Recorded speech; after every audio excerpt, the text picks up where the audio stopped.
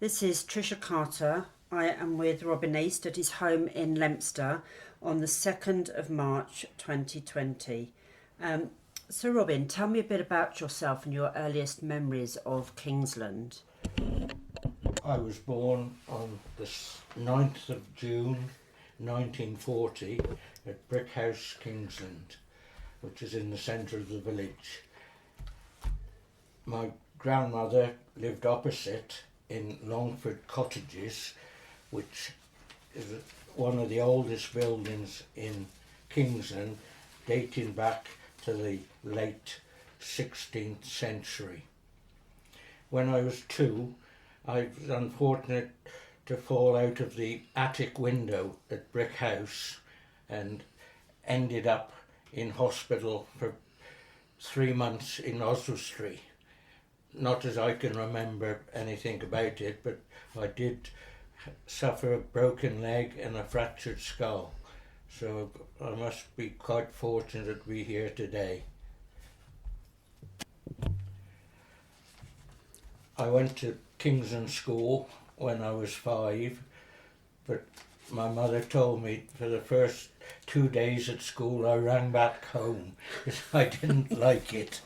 But eventually they got me settled in, and I spent the early years up till 11 at Kingsland School, when I managed to get a Pierpont scholarship. It got me into Lucton School. Can you remember any of your teachers at Kingsland School?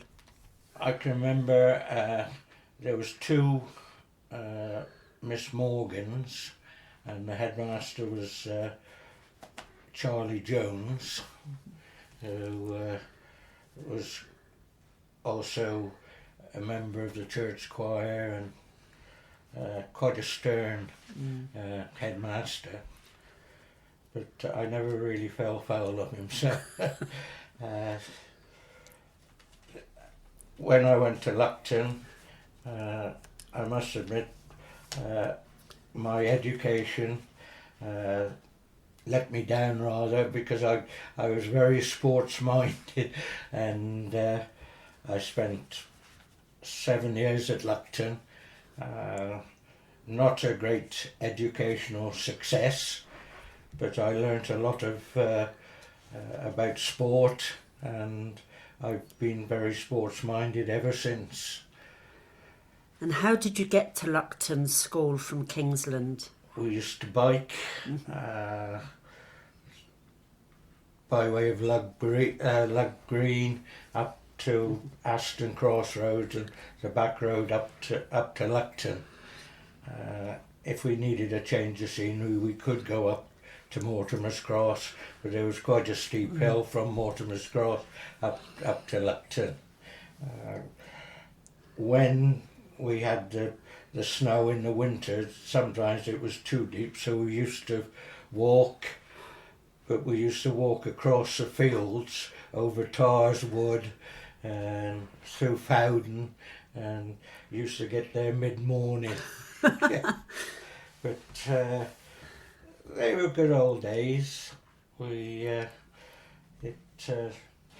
Lucton School was a little bit frugal at the time. It was bare necessities, but being day boys, we didn't quite suffer like the boarders. It was a boarding school as well then.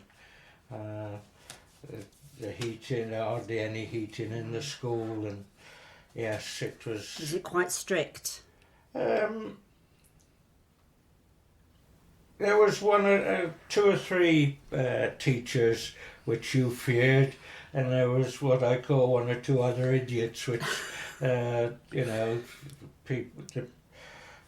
pupils took the mickey out of rather, which you wouldn't get away with it today. Do you remember any of your fellow pupils that you shared your school days with? Yeah, there's quite a few local ones. Brian Markham was there for a short time, Cliff Davis, and yeah, a lot of local boys. But Kingsland was divided. Some went to the grammar school as it was then. In Leominster? In Leominster, yes. And there was a great rivalry, especially on the sports field when Lucton played the grammar school. Mm-hmm.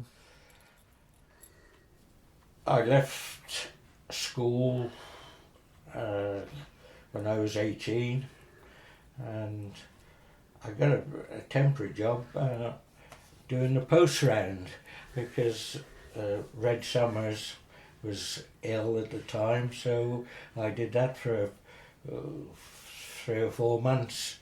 Then I joined electrical company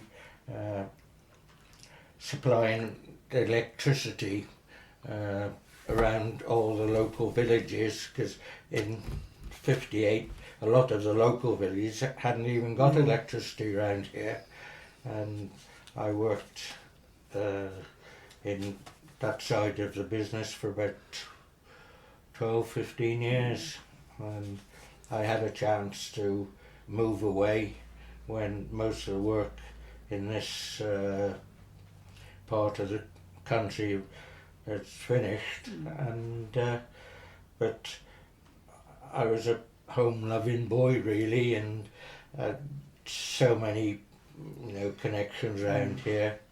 I started playing rugby and cricket and you name the sports. I think I got involved, and that's why I never really moved from Kingsland. So it's going back to Kingsland itself. You say your grandparents lived in Longford. Yeah. So tell me a little bit about your grandparents, your parents, and your family generations.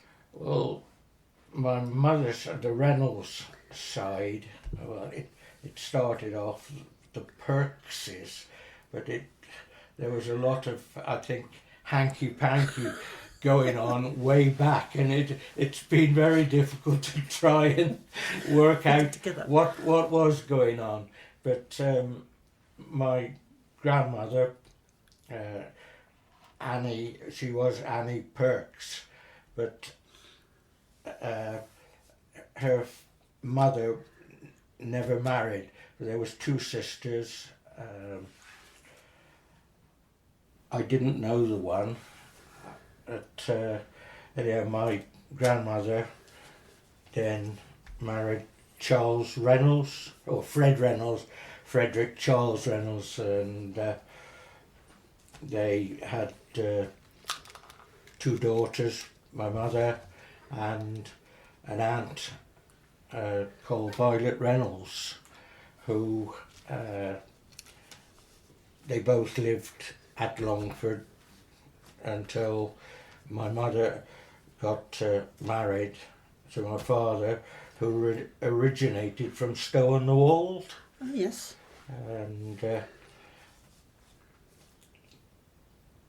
they lived, as I said earlier on, they lived at Brick House, and my aunt, I don't know why, she went to live with an aunt at Stone House. And that's in the village as well, isn't it? That's in the village, and so my grandmother and grandfather lived opposite, and I was the only grandchild, so I suppose I was rather spoilt. My grandfather used to be the local pig killer in those days. This was 1945 onwards, after the war, and he used to go around, because a lot of people used to keep pigs as a food thing, and yes, he'd go around, and then he also was a baker. He worked for a gentleman called Tony Howard, who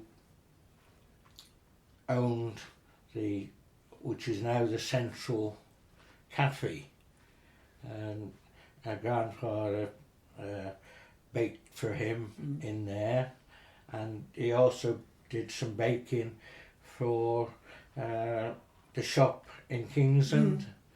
So and he was quite keen into sport, and I think it all that's why Passion.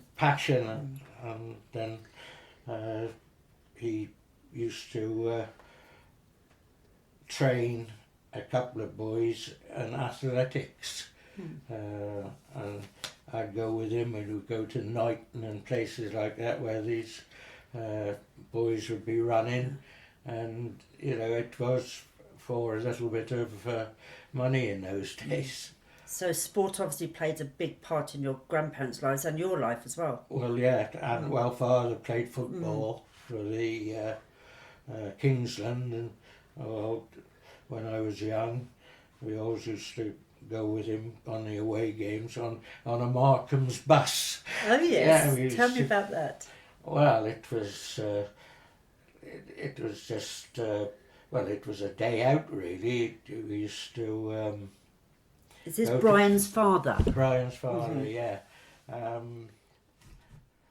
We used to go to play New Radnor, Gladestry, Dahlia, places like that, and it was, and late night return, because they used to stop, because most football teams in those days changed at the local pub, so it was, but I did, when I started playing rugby, I managed to convert father to come and watch me playing rugby, so... And was this the Luctonians? The Luctonians, yeah. And you still watch them today? Oh, I go everywhere with them. Do you? I've only missed, 2 matches since we've been in the top leagues. That's for 10 years, but way on beyond that, I was involved within the club as marking the ground out and doing it. I was on the committee for 40 years. Wow. And it's been my second home. And I, along with Richard Hall, we were awarded life membership in 1983. Fantastic. Yeah. Oh, that's lovely. And the only 2 games which I did miss, my daughter got married up in Edinburgh on a Saturday. Understandable. In the rugby season, which I didn't think much of at the time. And the other time we had to go up, when the first grandchild was born, we went up there, and luckily the game was played. There was a game at Kingsland, but it got abandoned after 20 minutes. Somebody got badly hurt, and they had to play it again, so I don't really count that as missing the game. So, yeah. So, during your childhood, notwithstanding all the sports, which is obviously a great part of it, what do you remember about your childhood in terms of your playtimes and where you hung out with your friends and that sort of thing? One of my best friends was Michael Vaughan, the son of the doctor, and I used to go down there. They got a tennis court, and we used to play tennis and pretend test match cricket on the side of the tennis court. Yeah, it was quite a bit, and he had a big garden, and yes, he was one of the thing, and Brian was very friendly with Brian, and we were, because Michael was 10 days older than me, and I was basically just a month older than Brian, so very close in age. Yeah, we were close, and played together. Yes. So was the Luctonians Rugby Club derived from the Lucton School? Yeah, it was formed basically by 4 old boys down by the banks of the River Lugg. two of the Vaughan brothers and Ali Davis. I forget who the fourth one was, but yeah, they decided that to form a rugby club, and it went under the name of Old Luctonians, and we played behind the Angel as the first ground they had, and but in the 1970s we had to change the name, though it was never a closed club. We just called it Old Luctonians, but anybody could play. But we had to drop the old part of the name of the club because we wanted to get a grant, and they wouldn't give a grant if we were a closed club. So and things have just developed from there, and you know, we've got one of the finest grounds around here at the moment, so yeah. It's fantastic. Yes. And what do you remember about the village itself in terms of what was there in your childhood, shops and other things going on? Well, there was the main shop is where opposite where Brian lives. That was the village store, and it was run first person I can remember doing Brindley's, who lived at the Rosary, and then several people took it on, and it finally I think the supermarket started to come, and it was closed down.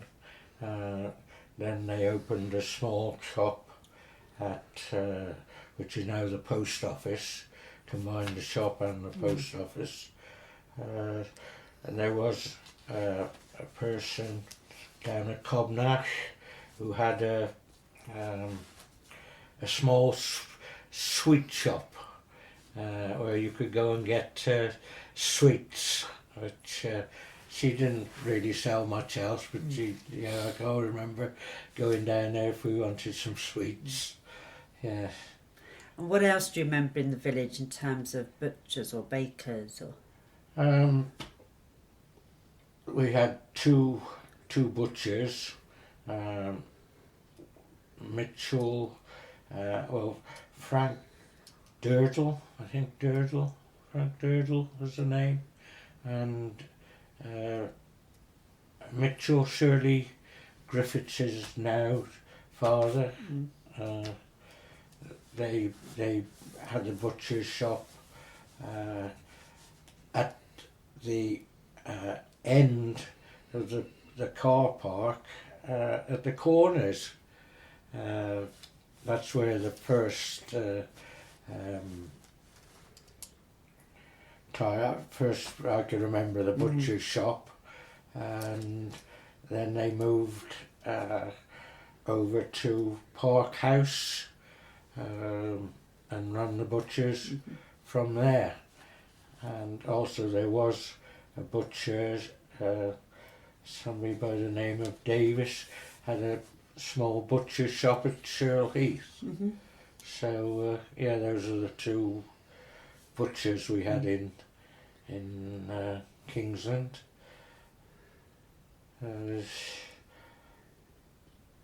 There was four pubs at one time. I visited them quite frequently. All of them? All of them. Not all on the same evening. So where were they? Because obviously there's two there now. So yeah. what were the others? The other one was the Monument Inn, which is on right up by the junction of the rugby club. Where that monument is. Where the monument is, that was it. And then there was the Red Lion, which is down the bottom end by the shrublands. That was it there. And of course the Bell, many years ago, used to be... That's a big house on the corner a big opposite house the where corners. Hugh Davis used to live. That's yeah. right. Yeah.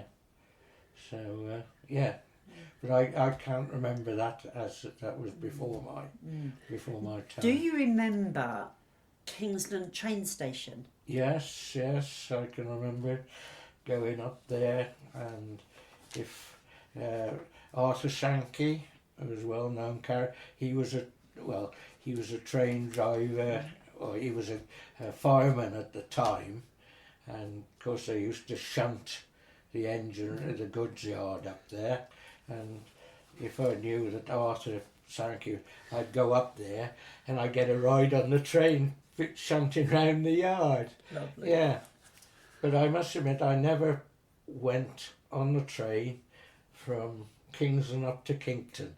It's one thing I always regretted. See, well, I used to go Kingsland to Leominster, and, yeah. So how long ago did the train station and the train stop? I think the actual passenger service finished about 1955, 56, but they did have a goods train that used to run up and down. But of course, when Beeching, that was the end of the railway, and that was it. It was it was a nice ride, just going from Kingsland to Leominster, seeing a different part of the, which you couldn't see off the road. And did you, when you were a boy, did you play by the river? Did you have much to do with the farms and rivers? And We used to go down, swim in the Lugg. We had a diving board put up. I got a feeling it was Hallie Davis erected a diving board there. I used to go up there, it was the main place for swimming, but I've never ever been keen on swimming, so I used to go in and I could swim, but it wasn't not your thing. Not my taste, no. So you mentioned a daughter. So was your family, after you were born in Kingsland, you stayed there? Is that where you had your family? No. We lived in brick house until about 1960. I can't remember, and we rented the house, and the woman who wanted to do something, so she offered us the Rosary, which was next door, which had suited mother and father. They were getting older, and because mother ran a guest house from brick house after the war. Right. We used to get people from Lancashire. There's a couple,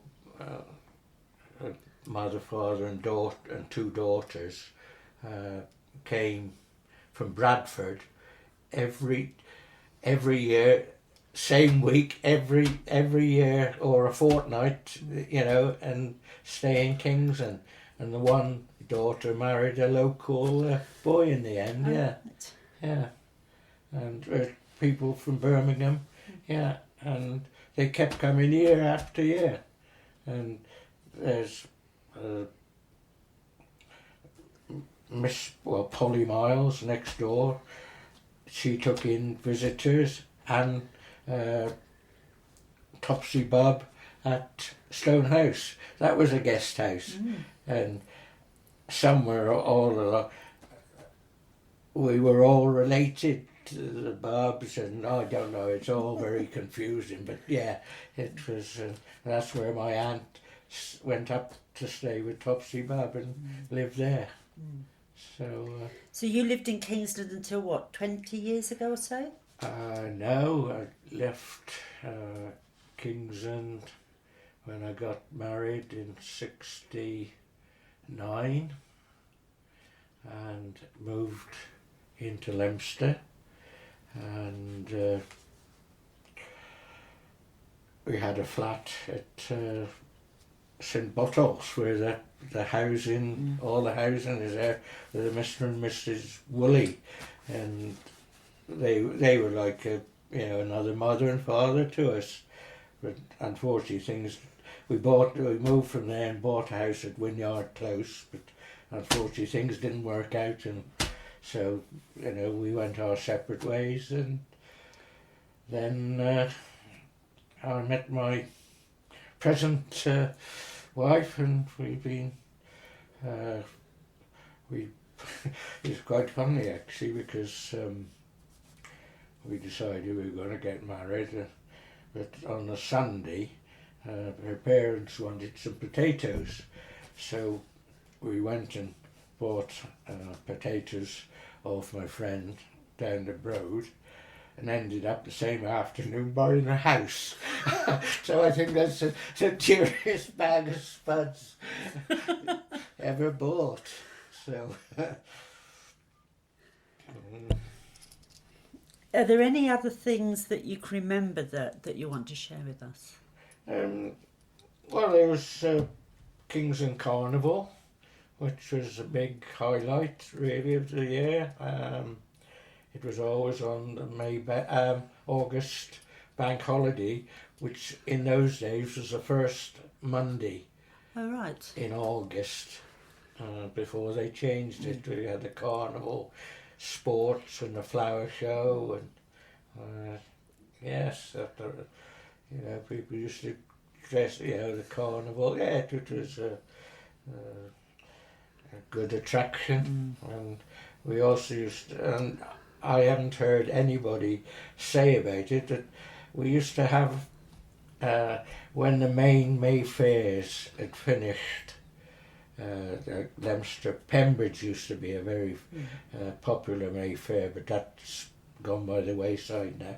There was a little family used to come and bring some swinging boats and a few stalls, and used to set up by where the old, on what we call the greens, but where the new rectory is now. And I can always remember, it wasn't much, but it was just something different for a village of size of Kingsland in those days. Well, it was May, at the end of May basically, when they used to come. But as I say, we bought a house, lived up on the Buckfield estate for 19 years, and no more, 25 years, and we then sold that and came and bought this house here. As I said before, I bought it without going inside, mainly because you see the view. Absolutely, it's beautiful. Yeah. But you're obviously still very involved in Kingsland because of the Luctonians. Well, yeah. Kingsland has altered so much now. What's the main changes that you've seen? A lot of newcomers, and a lot of people have, not so much now, but when they first started building the new houses, the bungalows up North Road, and started infilling, a lot of outsiders coming in and wanted to try and change the whole image of the village, and I must admit, I'm glad I was out of it at the time, because so different from what you knew. I guess it extended the whole village, didn't it? Building either end. Yeah,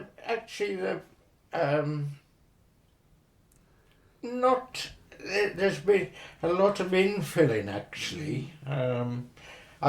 North Road, those bungalows up there, either side, they weren't there until about the 1970s, I believe they were built. But it's been a lot of infilling around, So yeah, things have changed from when I was. I think that's a the young biggest lad. change that people have noticed is the amount of extra people, extra housing. That's the biggest change. Yeah, you've got to have the houses, but it's like whether Kingsland can cope with the all the sewerage and things like that, because they very antiquated. 'Cause I can remember when, in my time, there used to be a kind of sewer running, an open sewer, at the back of St Michael's Avenue.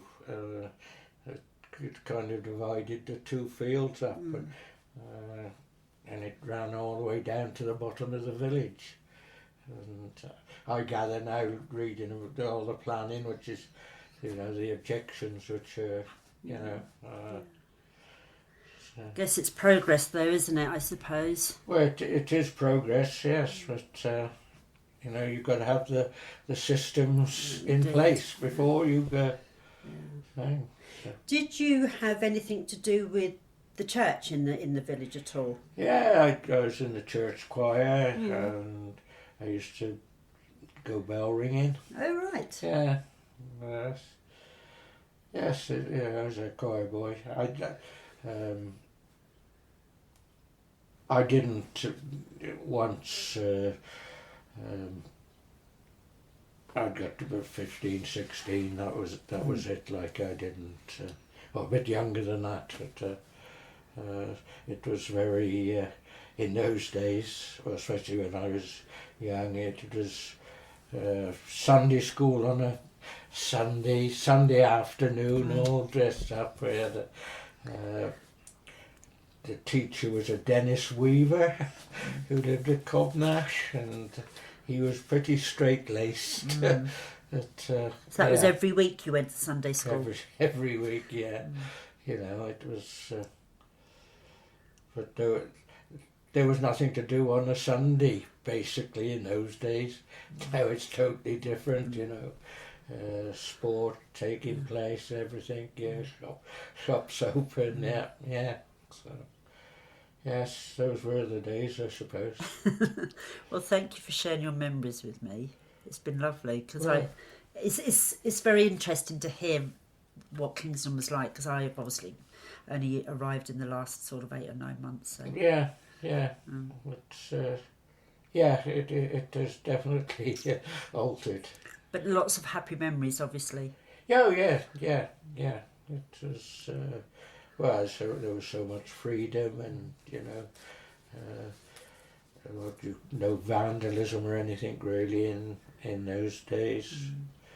We used to play stupid pranks and that, but that was just, one of those things, I suppose. Yeah. Childhood. Childhood. Growing up. But like we never had the televisions or computers or anything like in those days. I must admit, when we were at Brick House, 1953 coronation, we were one of the first in the village to have a television. It was only a small one, but the number of people we had in the house that day just to watch the coronation. You remember that well, do you? I remember that well, yeah. So. Trendsetters. Well, yeah. It's, yes, it was.